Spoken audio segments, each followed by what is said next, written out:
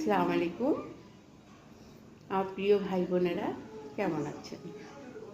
আমি আলহামদুলিল্লাহ আপনাদের দোয়ায় ভালো আছি। আমি দীর্ঘ 21 বছর ধরে কিডনির সমস্যা নিয়ে ভুগতেছি। আর একটা জিনিস বলতে কি, ধীরে ধীরে মানুষ তো ক্ষয় হয়ে যায়, আমিও শেষ। এখন আমার ওরকম মানে যে একটা কথা বলবো যে না আমি ভালো আছি, আলহামদুলিল্লাহ ভালোই আছি, আল্লাহ তো বাঁচিয়ে রাখছেন, এটা হলো ভালো আছি। কিন্তু আমার শারীরিক অবস্থা দিনে দিনে খুব খারাপ হয়ে যাচ্ছে। আমি আজকে 3টা মাস ধরে কিছু খেতে পারি না। তার ভিতরে আমার প্রচুর বমি হয়, শরীর ফুলে যাচ্ছে, নানা সমস্যায় ভুগতেছি। যা হয় কি একটা কিডনির পেশেন্ট, এখন শুনি লিভারটাও খারাপ হয়ে গেছে, গলব্লাডার পাথর আছে, হার্টের সমস্যা, হার্টের ভালভ নষ্ট হয়ে গেছে, পেসমেকার সব কিছুই ধরে গেছে।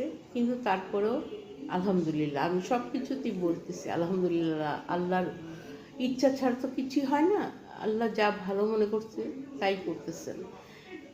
কিন্তু আমার একটা শখ ছিল যে আমি এই পেজ চালিয়ে কিছু ইনকাম করব, কিন্তু হয়তো আমার এটা সফল হবে না, কারণ আমি মনে হয় বেশি দিন আর নাই, এটা আমি বুঝতে পারতেছি। তাই আপনাদের কাছে আমার একটাই রিকোয়েস্ট, আমাকে সকলে মাফ করবেন যদি শুনেন যে আমি পৃথিবীর থেকে হারিয়ে গিয়েছি, আমাকে ক্ষমা দৃষ্টিতে দেখবেন।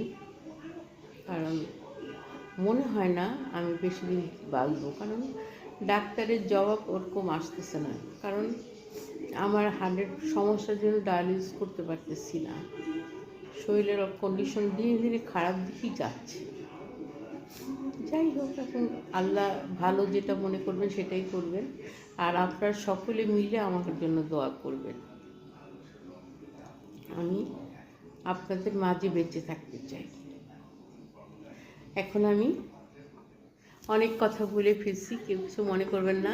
আমি এখন চা খাচ্ছি, চাটা আমার খুব ভালো লাগে খেতে, তাই চা খাই আমি। তাই আমার জন্য সকলে দোয়া করবেন।